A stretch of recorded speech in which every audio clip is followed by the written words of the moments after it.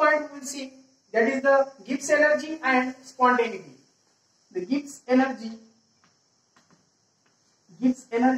and spontaneity. आता पहा नवीन point पाहू आपण काय आहे, गिब्स एनर्जी आणि स्पॉन्टेनिटी. आता गिब्स एनर्जी काय म्हणते आपण आताच म्हटलं, G is equal to Gibbs energy काय होता, G is equal to H minus TS. G is equal to काय पाहिलं आपण, H मायनस TS. आता पाहू आपण गिब्स एनर्जी आणि स्पॉन्टेनिटी यांचा संबंध काय. तर आता मागे आपण सेकंड ऑफ थर्मोडायनामिक्स नुसार पाहिलं होतं, delta S total is equal to काय पाहिलं होतं आपण, delta S total is equal to delta S sys plus काय होता डेल्टा एस सर. हे आपण डेल्टा एस टोटल असं मागे पाहिलं होतं. आता आपण पाहू गिब्स एनर्जी अँड स्पॉन्टेनिटी यासाठी एक रिलेशन आहे मध्येच, relation between delta G, relation between delta G and T delta S. Relation between what, delta G and T delta S यांचा रिलेशन पाहू आपण आता, relation between. So for this we have seen before, Gibbs energy means what, G is equal to H minus TS. Therefore delta G is equal to काय होते मग, delta G is equal to delta H minus T delta S. This is what, this is the change in what, Gibbs energy. हे आहे change in कोणामध्ये आहे, change in Gibbs energy मध्ये.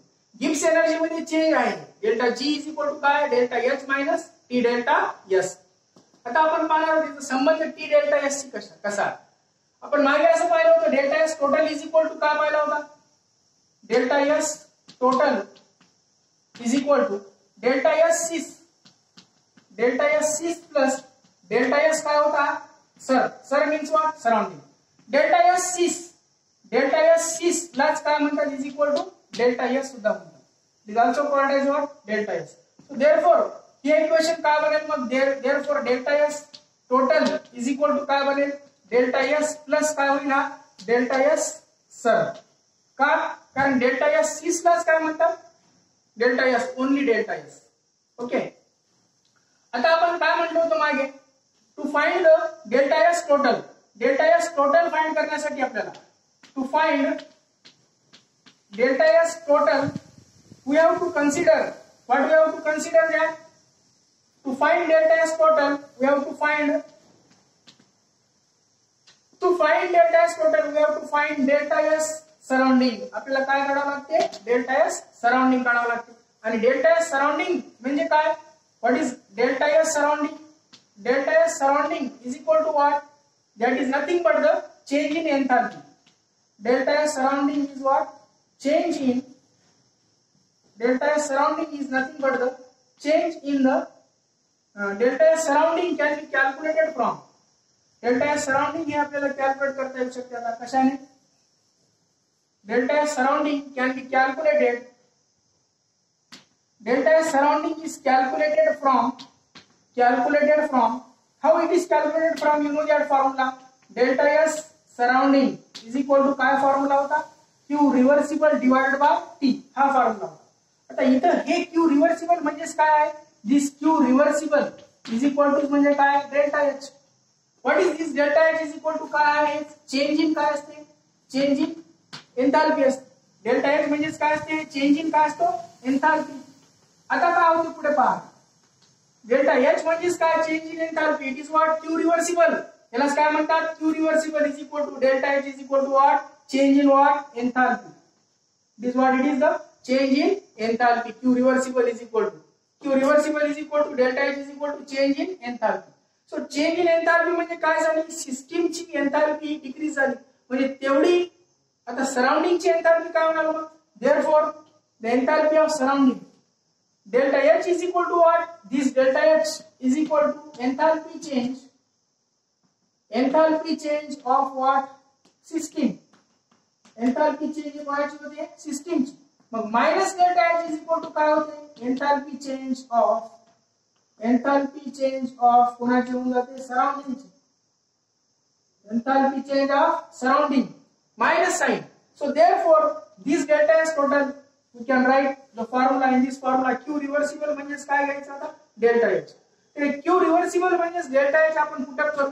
Therefore delta H surrounding is equal to काय होते आता है delta H minus delta H.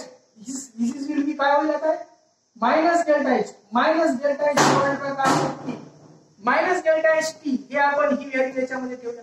Put the value in equation. Suppose this is equation number 1. Put it in equation number 1. Putting in equation number 1.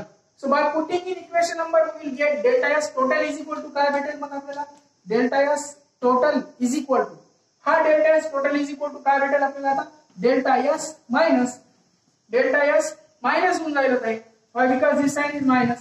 Delta S surrounding is equal to what? This delta S surrounding is equal to minus delta H upon काय होईल T. तर cross multiplication केला काय होतं मग T delta S. Okay हे total नाही तरी चालते आता. T delta S total ठीक आहे. T delta S total is equal to cross multiplication do this T delta S. It is what T delta S and minus this delta H will be as it is.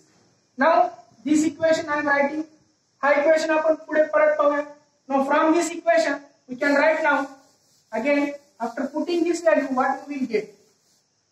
So by putting this value we will get now what we will get delta S total is equal to T delta S.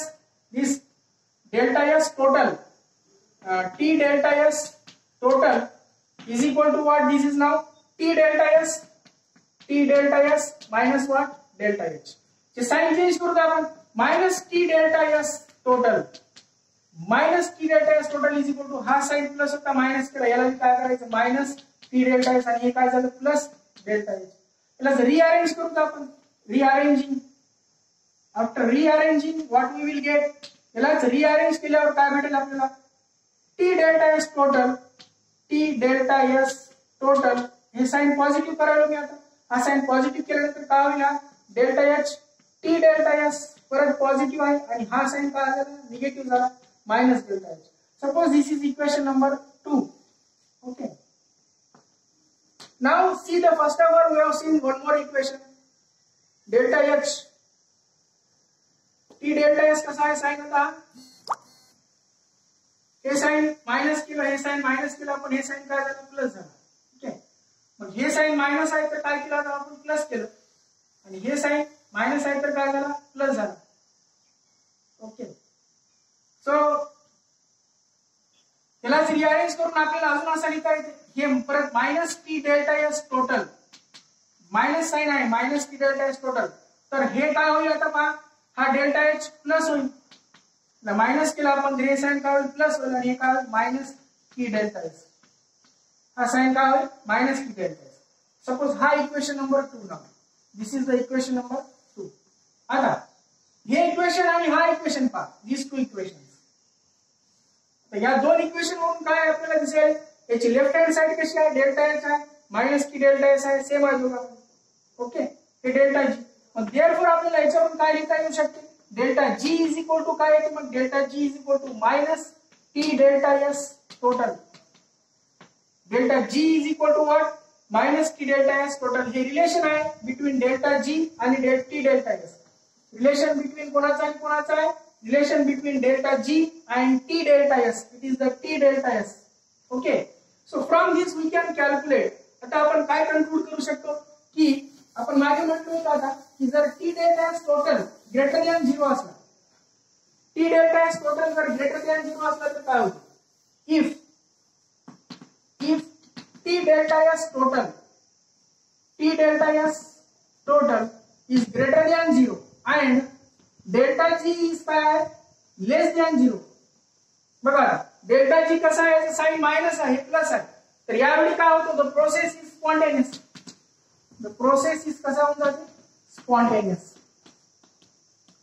The process is spontaneous. Second case, if T delta S total is now less than T delta S total is less than 0 and delta G is काय आता है greater than 0. मग यावेळी काय होईल आता process the process is non spontaneous. हा कसा होऊन जाईल आता non spontaneous.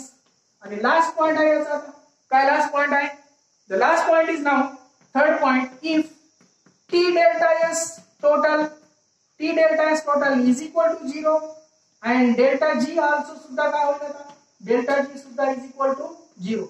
आता आपल्याला दोन दोन कन्सिडर करावे लागणार, हे आणि हे दोन दोन. ओके, मग यावेळी काय होते, द प्रोसेस इज काय होऊन जाते, द प्रोसेस इज इक्विलिब्रियम.